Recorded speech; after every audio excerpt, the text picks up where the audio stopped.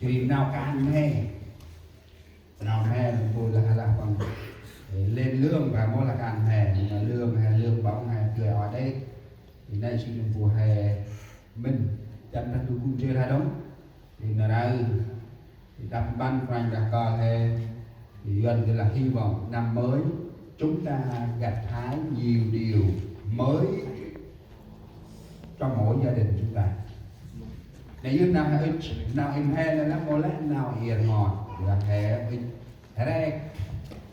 cách ra nào mà trong năm hè hàng tây các tre trong đồ sức nào đặt người hồi ở đấy này cả khi đông tầm năm hè ấy thì các khi lúc sau a đông thì phải như ra hè tầm năm hè ấy chỉ một vụ tăng mòn yên bằng là hành tầm khai ngoài ấy về sinh ram hành tập đi tuôn thì thầy tầm hành bò ở đầu Philippines hành bằng phù như ra bằng nào đông thì sao mà bằng nào đấy chỉ đông trong khai bé thì khoe như ra hành ở đây được tăng hồi bằng ấy thì việc là bán đi thì bây giờ hành thế nào hành ở đây nữa nhờ như ra ra tốc thì đang chỉ một vụ tâm na hành đầm nà này thì kiếm nào can và bà đông thì cái schedule của anh làm thì bạn mà ban đại diện tỉnh Hungary bằng giờ là ban đại diện là kia cứ là chức mà xin tất là pe chức cầm thầy pe đấy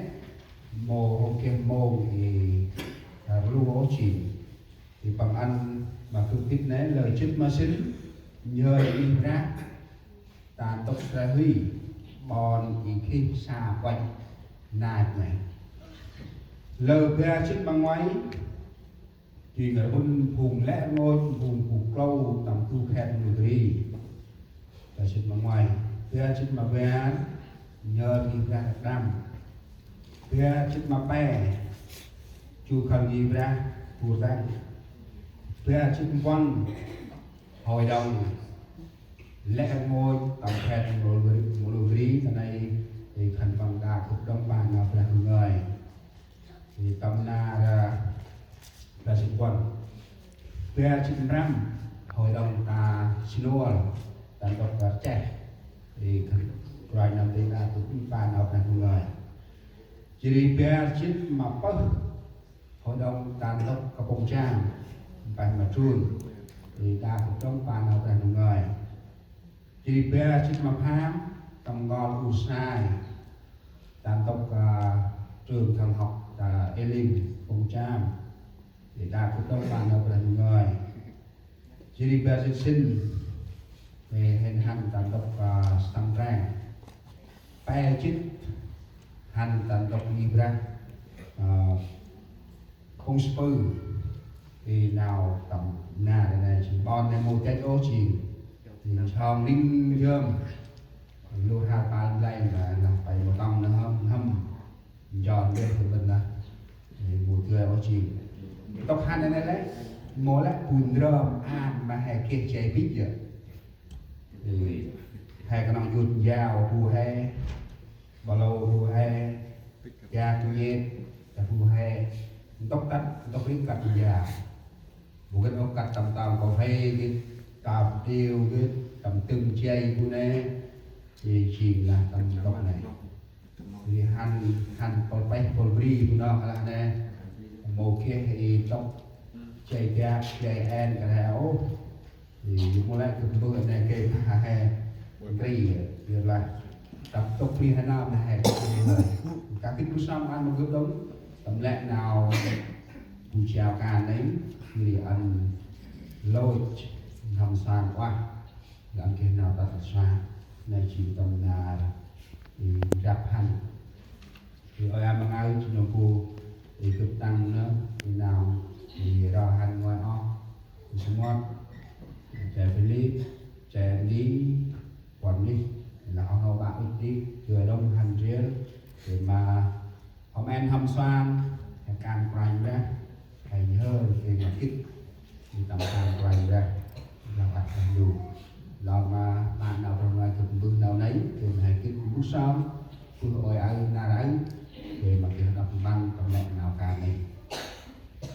là ba đông hay là trong cầm nào làm dùng ấy rồi xuất họ thơm chiếc tạc lờ đấy cầm đôi xuất Epheso cầu quan tròn chín bất tập về chiếc mà quan cứ bên lần nào làm dùng mà đấy một lẽ mà hè anh mà hè quay tăng hè quay đông hè quay ti chỉ là hè quay căng. Câu kinh thánh này chắc có lẽ không mới cho chúng ta nghe, chúng ta thường nghe, thường dạy, thường đọc. Có lẽ anh em ở nhà thường coi câu kinh thánh này, cho nên sáng hôm nay chúng ta chỉ nhắc nhở nhau và hâm lại để trong đời sống thuộc linh chúng ta mỗi ngày có thể là được, mỗi ngày chúng ta được thuộc linh chúng ta hâm lại để ngắm lại các tay nút tay kèm mà nào cho hay nó bằng kèm nào tu của bao lỗ nào cho hè tầm năm hè ấy nào cho ní hay là bằng ní năm hè anh kia nào cho hè tu nó tầm nào và dương mà còn ra đã bao thì của mình là tầm chuyên môn về sách bài hay oanh dìa cực tên rác tạ còn chích mà có tất chích mà xin hay sai tập ra chích mà quan chỉ còn hay oanh có án nào cực lá chỉ định nào cực bước mà móc hoài ra cô đi lời ta khăn mây cút nhau tầm bé án mà phúng màu trào phùng này tinh nào minh rồi hai thành bằng nó bước nào lúc mal cút tầm thành bằng mà gió nuôi hâm chắc đi tính nào minh thành bằng ngọ cút ngay đạt nào đi đạt đủ thành bằng rót lết chí nào minh quá chả thành bằng nấm tầm nào đi lạc lơ anh nuôi hâm mà nào coi màu cái tinh lộ bừ tay áp đi nào bật coi để tranh năm tương đồng để lá khăn mây trình phùng tay ẩn kít bạc đi màu tí tầm bè để tầm màu tí tầm bè cô này ô một cái chế tầm bè cô này mày ra khăn mấy họ tăng trí nào bằng ngơi chi lý tâm trí tâm đầy trí tầm bằng tên ngắm nào là nế tầm ra history hồi đi anh khẩn mày trở lại hóm nào phút ngao cao sạch ôm chốt mà phụ lý ôm chi phụ lý tây biết chí mà gió nào tài giờ anh bơm hay hóm tầm nào minh khẩn mày nó chỉ đi sóc phụ lý hay chi phụ lý rắc riêng chí tầm về án mà rút ràng đủ nợ tầm nào song sang chỉ đi nào to quá mà nào này hai trên nhầm chân này chỉ ra tròn to tôi sẽ nào ràng đủ ngơi nào ra ấm một ràng chích mà ngoài tròn chích hè dứt nào ràng ngơi hạt tức chè tôi ràng đủ nhất hôm tầm cướp tu nuôi hâm tròn quá chỉ đi bùm hai tay tầm cướp tu huyền ra sòng sang nào ra ấm một cám chích bên ngoài tròn chích hay đang tầm bé đi nào ngồi ra bè với đang đường nước không còn nước tu nuôi không có quẹt chi bư hè gấp quy về ra hay đang nào nhanh đồng Create in me a pure heart, O God, and renew a steadfast spirit within me. hay đang nào dân đúng Đức Chúa Trời ơi, xin hãy dựng nên trong tôi một lòng trong sạch và làm cho tôi mới lại trong tôi một thân linh ngay thẳng. Amen lão ác rành ra bài ngân hay sang nào về cùng người tầm cốp trên bước sau chúng ta đông ước rành ra đủ bước ý con trở hình ngoài hình quẹt nào ra đủ ôi anh một con ông tầm sai mũ mắt thưa một vì là những ít chắc nào mình ơi chỉ nào người ra trình đưa xa cá hoặc nghi mà huyên bồi phùng con ta làm bồi phùng con kích giác chỉ đi sọc đường đây là đây ta là hiện cái nông quay tăng nào nấy mổ sọc đường đột rắc nào nấy trình đường tiền ốc đưa xa mà này sắc hiện tập áp na đưa xa nấy dùn bột phù con mà nào khét đông nào mình ơi ai trình đưa xa đi mà huyên bột phù con dan klein ra đùm bức tak mau klein dari spi jadi berakhir quay sampah photo mắt nó mình hiện anh chế kít nhô trap sóc đơn cột hay tròn kêu tầm nào mọi người ai chỉ cặp con đóng pa thi ra quá từng năm nào klein ra ích anh nào mình ơi tóc hon tầm nuôi hâm tầm áp nam hiện chìm nét đúng chặt chiên play ấp mặt vàng ra trang ơi một ngày còn hơn cô cho nó tâm tim bước nữa mà còn thầy Jesus Amen là hè kia smut nào trang người thành y tế ta ấy thì mình nó hè xanh cầm smut nào trang người chỉ kể mình nó đóng hè quanh mất bự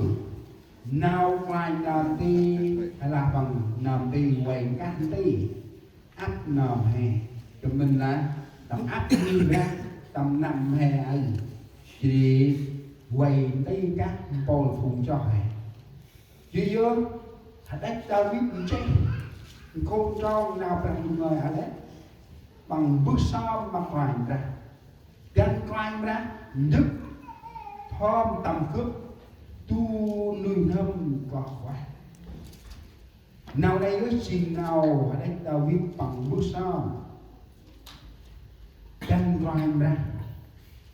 David kê chí nuôi nâm và nuôi nâm David bằng chỉ nuôi nâm cọp nuôi nâm hè đông nuôi nâm tây nuôi nâm bắc nuôi nâm quay nuôi nâm Pattaya nuôi nâm giờ này David bằng hành kết mặt quanh ra Rama nào tí mà giờ tí bằng đây